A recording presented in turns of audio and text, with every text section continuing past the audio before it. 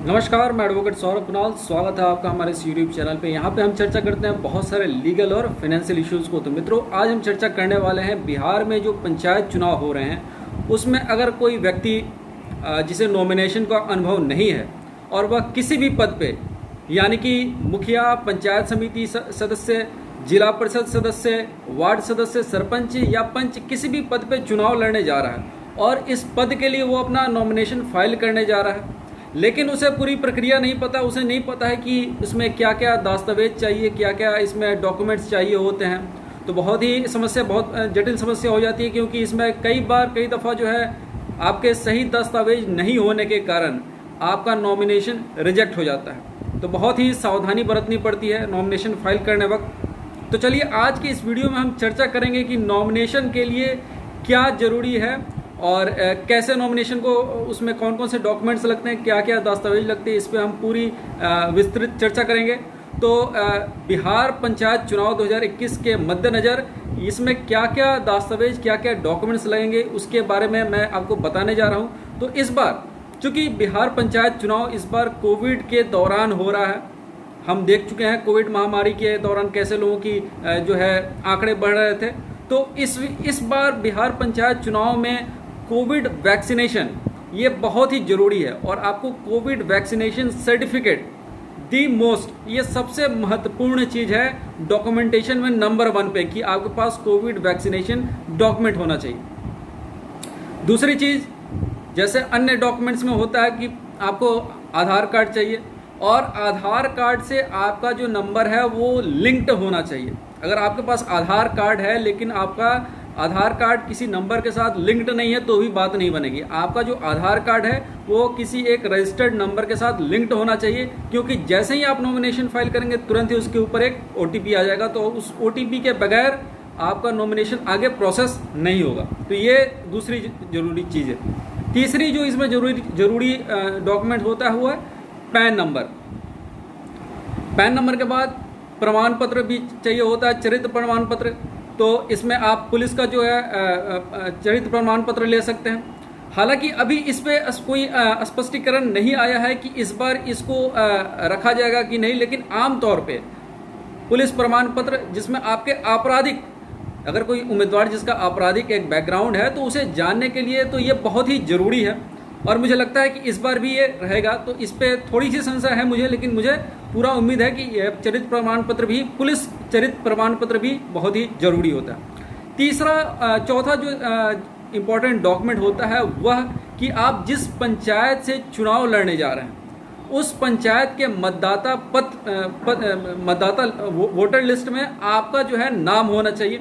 बगैर उसके आप चुनाव नहीं लड़ सकते, क्योंकि ये जो त्रिस्तरीय हमारा पंचायत चुनाव होता है उसमें ग्राम सभा से ही मुखिया या वार्ड सदस्य चुने जाते हैं या पंचायत समिति सदस्य चुने जाते हैं। तो इसके लिए आपको निश्चय ही उस ग्राम सभा का सदस्य होना चाहिए। और उस ग्राम सभा का सदस्य आप कैसे इस बात को साबित करेंगे, जब आप उस ग्राम पंचायत के वोटर, उस पंचायत के वोटर लिस्ट में आपका नाम होगा, तभी आप इस बात को साबित कर पाएंगे। तो ये हो गई चौथी चीज़।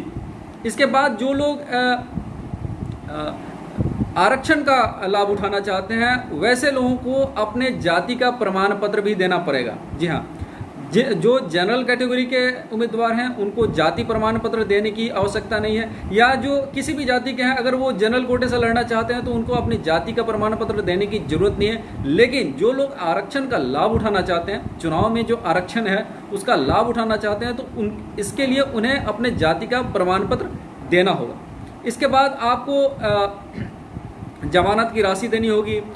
इस बार ऐसा भी सुनने में आया है कि आपके घर में शौचालय बना है कि नहीं, इसके बारे में भी आपको जानकारी देनी होगी। ये भी सुनने में आ रहा है कि शौचालय का निर्माण हुआ है कि नहीं, तो इसके बारे में भी आपको जानकारी देनी होगी। मैं आपको बता दूं कि बिहार का पंचायत चुनाव जो है वो बिहार स्टेट इलेक्शन कमीशन यानी बिहार राज्य चुनाव आयोग के द्वारा कराया जाता है।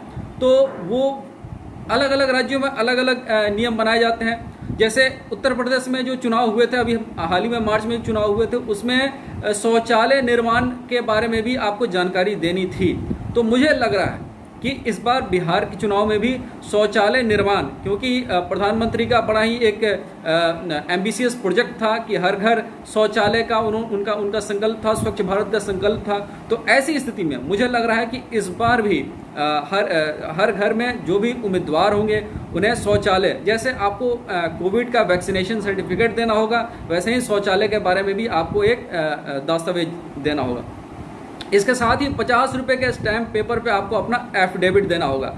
आयु प्रमाण पत्र बहुत ही जरूरी है। जो लोग पहली दफ़ा चुनाव लड़ रहे हैं उनको मैं बता दूं कि इसमें आयु की जो सीमा है वो 21 वर्ष है। तो ये इस चुनाव लड़ने के लिए आपको या तो 21 वर्ष के आप हो चुके हैं या फिर उससे ज़्यादा के हैं, तभी आप चुनाव लड़ सकते हैं। इससे कम आयु के लोग इसमें चुनाव नहीं लड़ सकते। तो इसके लिए आपको आयु प्रमाण पत्र देना बहुत ज़रूरी है। इसके लिए आप अपना बर्थ सर्टिफिकेट भी दे सकते हैं या फिर हाई स्कूल या मैट्रिक का जो सर्टिफिकेट होता है उसको भी दे सकते हैं। उसमें आपके उसकी जन्म की तिथि लिखी होती है। तो इस तरह से ये सारे डॉक्यूमेंट जो हैं वो नॉमिनेशन के लिए चाहिए। तो ये हमारा एक वीडियो था, वो कौन से डॉक्यूमेंट, वो कौन से दस्तावेज हैं जिनको आप अपने नॉमिनेशन के वक्त अपने साथ ले जाएं। इन सारी चीज़ों को, जैसे आपका आधार के साथ नंबर लिंक नहीं है तो उसे नंबर को लिंक करा लीजिए। अगर आपका जाति प्रमाण पत्र नहीं बना है अब तक तो बनवा लीजिए। साथ ही कोविड वैक्सीन भी ले लीजिए और उसका सर्टिफिकेट लेना ना भूलें। ये सारी बहुत ही ज़रूरी चीज़ें, बहुत ही ज़रूरी डॉक्यूमेंट हैं। जो कोई भी कैंडिडेट इस बार चुनाव लड़ना चाहते हैं ये सारे डॉक्यूमेंट प्रिपेयर करके तब नॉमिनेशन फाइल करने के लिए जाएं। और इस बीच में अगर आपको कहीं भी कोई दिक्कत, कोई असुविधा होती है, कोई कानूनी जानकारी चाहिए होता है तो आप हमारे नंबर पर फ़ोन कर सकते हैं। हमारा नंबर ऊपर दिया हुआ है, आप हमें व्हाट्सअप कर सकते हैं। और हमारे वॉलंटियर्स बिहार के हर जिले में हैं, तो आप बेहिचक हमें अपने समस्याओं को बताएं और हम आपके समस्याओं का निदान करेंगे। मिलते हैं फिर एक नए वीडियो के साथ, तब तक के लिए नमस्कार।